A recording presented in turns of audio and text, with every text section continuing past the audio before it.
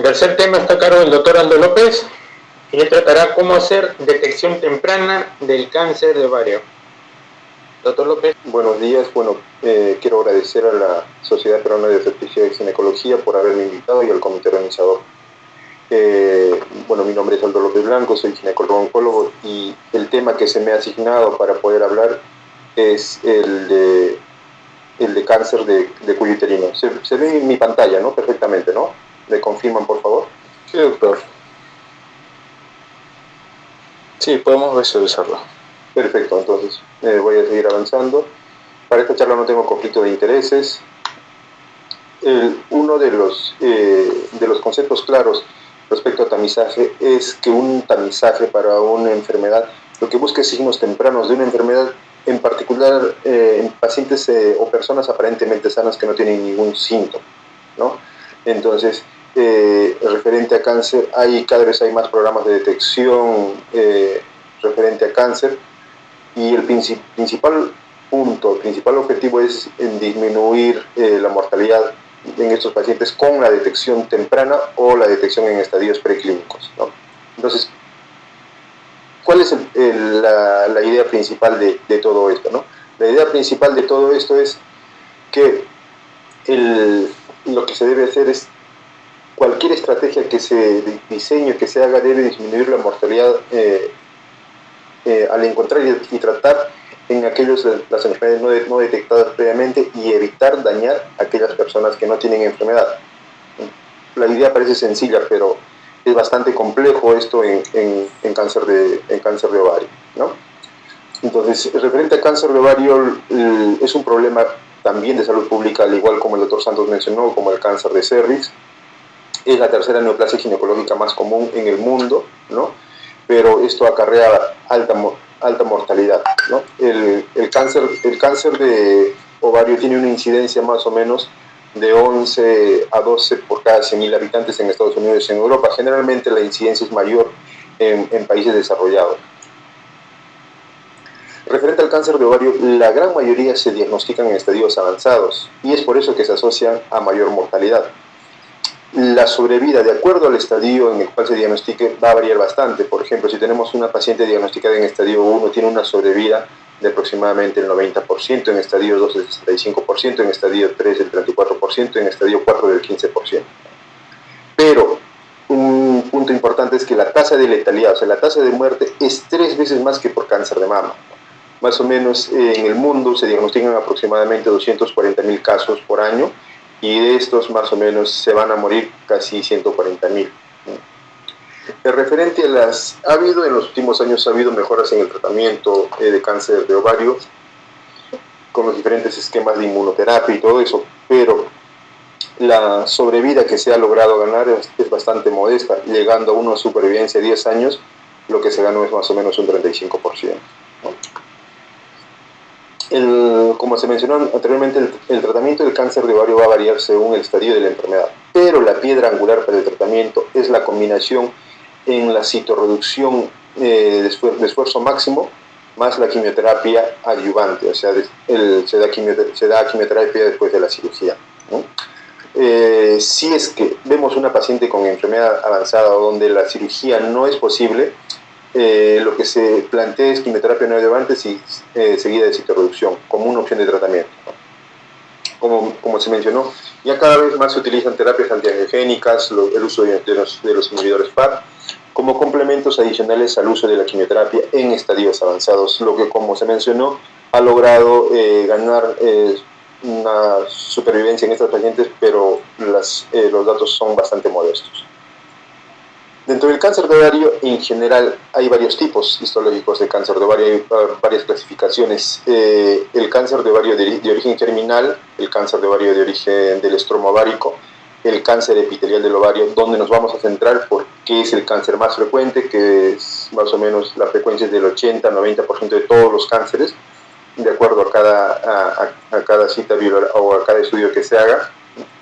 Pero es el volumen de cáncer más frecuente, entonces ese es el problema de salud pública.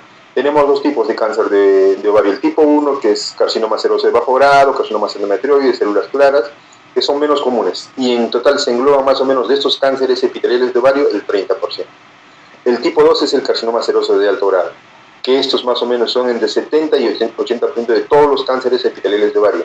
Y estos son los cánceres más agresivos, los que conllevan a mayor mortalidad, ¿no? Entonces el foco es principalmente en el cáncer epitelial de ovario de tipo 2. Otro aspecto importante también a saber es que las lesiones de carcinoma intraepitelial de trompa se han identificado como una lesión precursora o precancerosa para el cáncer epitelial de ovario, ¿no? Entonces es importante reconocer al carcinoma intraepitelial de ovario como una lesión precancerosa, ¿no? Y hay numerosos esfuerzos para detectar estas lesiones precancerosas, porque ya hace pocos años se ha reportado que el origen de este cáncer en sí es en la fimbria de la trompa uterina, ¿no? Entonces se ha intentado visualización directa mediante microlaparoscopía y biopsias de la fimbria, citología de la trompa uterina por laparoscopía, citología del lavado de la cavidad uterina y trompa de falopio proximal por histeroscopia. Entonces hay varios métodos los cuales tratan de hacer, al igual como en el cervix, en la trompa uterina como un muestreo o un tamizaje, ¿no? Pero aún eso todavía no ha dado ningún tipo de resultado, ¿no? Referente al cáncer de ovario, o sea, para nosotros, por ejemplo, en el cáncer de cervix se tienen más o menos, como mencionaron, imagino, de 10 a 15 años para que esta enfermedad se pueda hacer macroscópica, que dé sintomatología, ¿no? En el cáncer de epitelial de ovario, lamentablemente el tiempo de latencia es menor, más o menos unos 4 años, ¿no? Y se dice que más o menos una paciente ya estuvo en estadio 3 un año antes de que sea diagnosticada, ¿no? De que dé la sintomatología de un cáncer de ovario, ¿no? Y también es importante recalcar que los tumores con aproximadamente 3 centímetros ya pueden hacer metástasis y ya debutar de frente, como ocurre en la gran mayoría de los cánceres de ovario, de un estadio 3 o un estadio 4, ¿no? Entonces, para tener una sensibilidad del 50% para diagnosticar en etapas 1 o 2, entonces, donde el tumor aparentemente mide 1.3 centímetros, se deben tener estudios de imágenes que puedan detectar lesiones de 1.3 centímetros, lo que al momento es bastante variado y es poco difícil, ¿no? Para hacer, entonces, nuestro foco son pacientes con cáncer epitelial de ovario, ¿no? Entonces tenemos dos tipos de poblaciones en estas pacientes. Tenemos una población general donde no tienen ningún factor de riesgo, no tienen factor genético, y el promedio de que estas pacientes, de que estas mujeres tengan un cáncer epitelial de ovario de manera esporádica es del 1.3 al 2%. Y tenemos una población de alto riesgo, que principalmente se identifica con antecedentes familiares o con pruebas genéticas que tienen un riesgo elevado para cáncer de ovario. Esta población de riesgo más o menos van a desarrollar cáncer de ovario en un 10 o un mayor porcentaje, ¿no? Sin embargo, aparte del tipo de población, también se tienen riesgos individuales, ¿no? Para padecer cáncer de ovario, como son el estilo de vida, el riesgo reproductivo y el riesgo genético, ¿no? Entonces, lo que nosotros tenemos que saber qué factores son los que determinan el riesgo para cáncer de ovario, y luego poder clasificar a las poblaciones de bajo riesgo o alto riesgo. Por ejemplo, más o menos hasta el 21% de los cánceres epiteliales de ovario están relacionados a estilos de vida y reproducción, pero el impacto de cada factor en sí individual es bastante modesto, es bastante bajo, ¿no? Por ejemplo, la obesidad sí, con un índice de masa corporal mayor a 40 sí se asocia a padecer cáncer epitelial de ovario. El uso de talco asociado también, ahí tienen los ratios de 1.35. El consumo de té negro asociado también a cáncer de ovario con un ratio de 1.51. El consumo de aspirina a dosis baja se considera como un factor protector, porque los ratios está más o menos en 0.56. La endometriosis es un factor de riesgo para cáncer de ovario, en especial para el tipo histológico de células claras. La terapia de reemplazo hormonal también es un factor de riesgo. También tenemos factores protectores que hay que saber reconocerlos. Los anticonceptivos orales combinados, si es que estos se dan por más de 10 años, es un factor protector casi con un radio de 0.43. La paridad está asociada a la disminución de cáncer de ovario. Un parto protege un 0.52 con un grupo relativo de 0.72, perdón, y 2 partos aún mayor. la lactancia materna también está asociado como factor protector. Dependiendo del tiempo de lactancia, ¿no?, incrementa más la protección. La salpingectomía bilateral es un factor de riesgo protector. Existen otros factores genéticos, ¿no?, que ya no influyen con el estilo de vida ni nada de eso, pero son factores determinantes para que las pacientes desarrollen cáncer de ovario. Los principales son el BRCA1, el BRCA2, el que está más asociado a cáncer de ovario es el BRCA1 con un 44% de riesgo para cáncer epitelial de ovario, el BRCA2 con un riesgo de 17% aproximadamente, y un síndrome de Lynch de 10 al 15%. Hay otras alteraciones genéticas que también tienen una asociación menor para el desarrollar cáncer de ovario, ¿no? Entonces, ya tenemos los tipos de cáncer de ovario, ya sabemos en qué cáncer nos vamos a centrar para el tamizaje o el screening, que es el más frecuente, el cáncer epitelial de ovario. Entonces, lo que se están haciendo, se están buscando estrategias, ¿no?, para combinar estos factores de riesgo genéticos, reproductivo y referente al estilo de vida para individualizar el riesgo de cada paciente, ¿no? Y de esta manera que estas características puedan identificar a la población de mayor riesgo y hacer que un sistema de tamizaje sea mucho más rentable, ¿no? Pero se necesita una prueba que tenga alto nivel de precisión, ¿no? Una de las desventajas del cáncer de ovario es que los pacientes no conocen los síntomas de un cáncer de ovario, y cuando ya estos son se dan en un cáncer de ovario avanzado, recién se diagnostican, ¿no? Entonces, el desconocimiento de los síntomas es una barrera para la presentación temprana de estos cánceres, ¿no? Pero también no se puede hacer mucho porque hay poca evidencia científica de que la educación de las pacientes referente a los síntomas de cáncer de ovario pueda ayudarnos a detectar esta enfermedad en estadios más tempranos. Y otro dato importante, a veces el examen pélvico, el examen ginecológico tiene una sensibilidad bajísima de apenas del 5.1%, o sea, al examen pélvico la mayoría de los cánceres de ovario se nos van a escapar, ¿no? Es por eso que el examen ginecológico de por sí no es una estrategia de prevención, ¿no? Pero también es importante, ¿no?, buscar pruebas precisas, ¿no?, para la detección preclínica, como por ejemplo biomarcadores que inicialmente se den en sangre y otros fluidos corporales que sean mucho más sensibles y la muestra sea mucho más fácil de tomar, ¿no? Referente a la ecografía transvaginal, ¿no?, que es el principal método de imagen que tenemos, es el más económico, es el más accesible, pero es importante recalcar que varios cánceres agresivos y metastásicos encontraron que no hay tumores detectables a la ecografía transvaginal con niveles elevados de CA125. Esto se encontró justo en un estudio randomizado fase 3 en el Reino Unido sobre el tamizaje de cáncer de ovario, ¿no? Y otra desventaja es que existe alta variabilidad interobservador para las lesiones o las masas ováricas, generalmente en pacientes postmenopáusicas, ¿no? Y a veces hay ginecólogos o ecografistas, ultrasonografistas que no pueden encontrar los ovarios en pacientes postmenopáusicas porque probablemente sean pequeños, estén interpuestos con asas intestinales, y más aún si es que estas pacientes en el estado premenopáusico fueron sometidas a histerectomía y tienen para un screening o un despistaje de cáncer de ovario cuando ya son postmenopáusicas. A veces los ovarios ni se pueden identificar, ¿no? Más aún si las mujeres tuvieron pexia de ovarios, ¿no? ¿Qué más? ¿Qué otras estrategias tenemos? Entonces tenemos los biomarcadores y algoritmos longitudinales, ¿no? El CA125 sigue siendo el marcador más efectivo para cáncer de ovario, ¿no?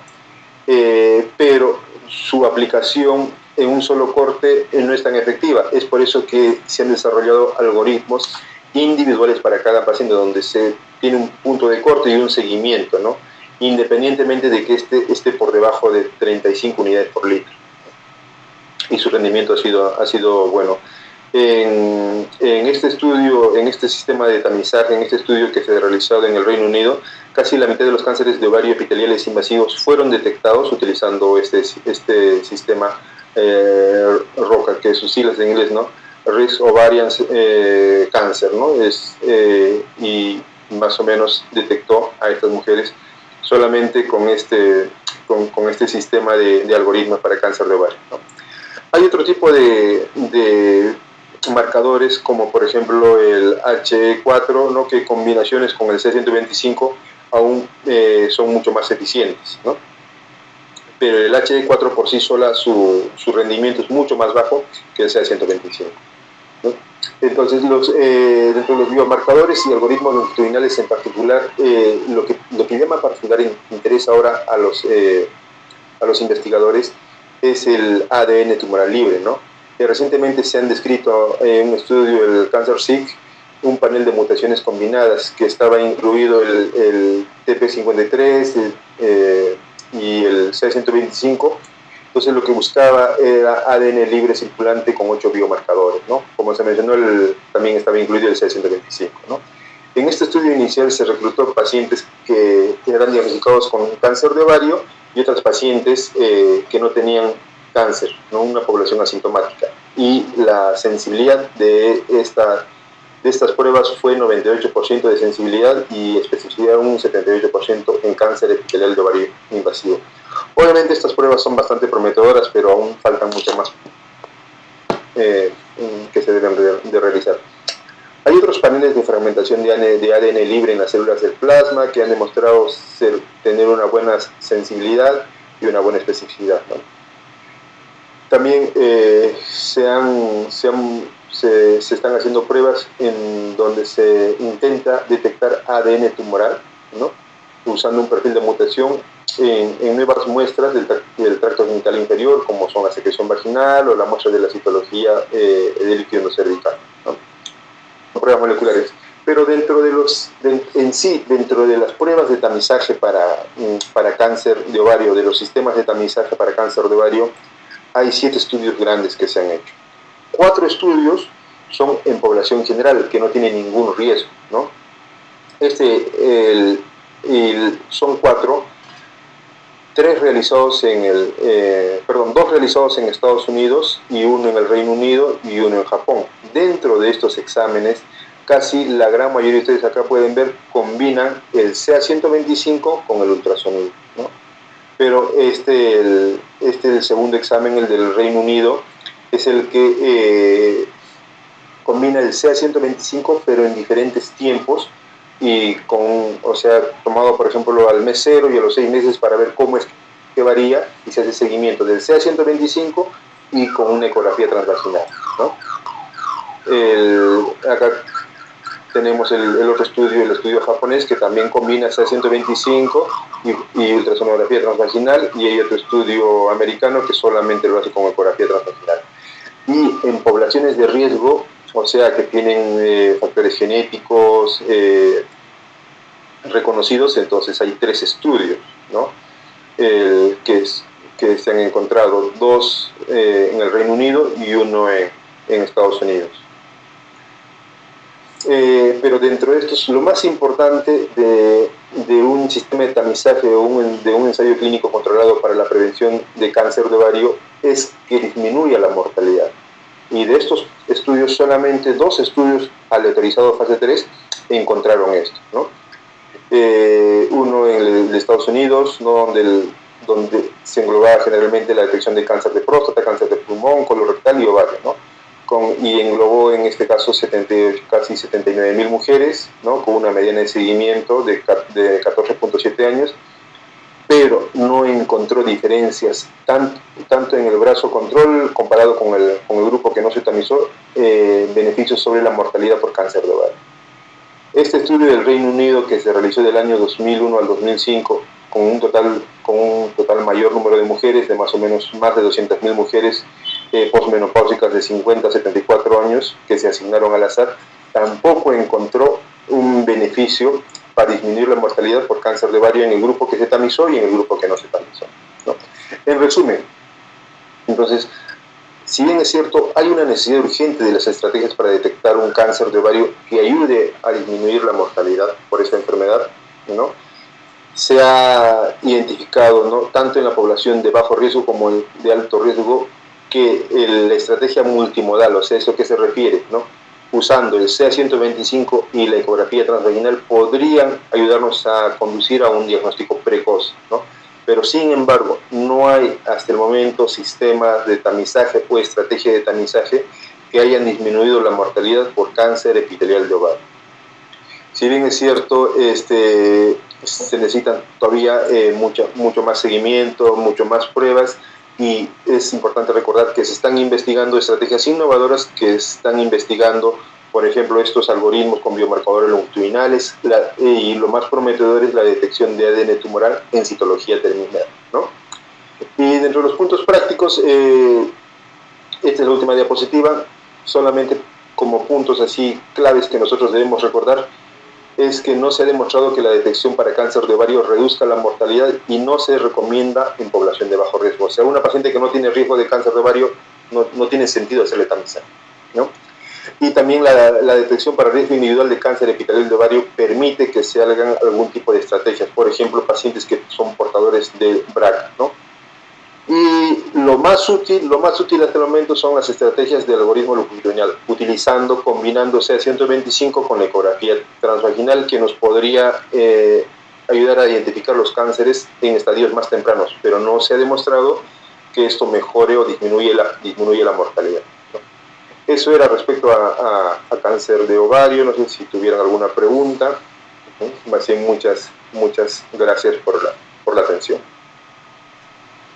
Muchas gracias, doctor López, por ceñirse al tiempo, y gracias a los expositores.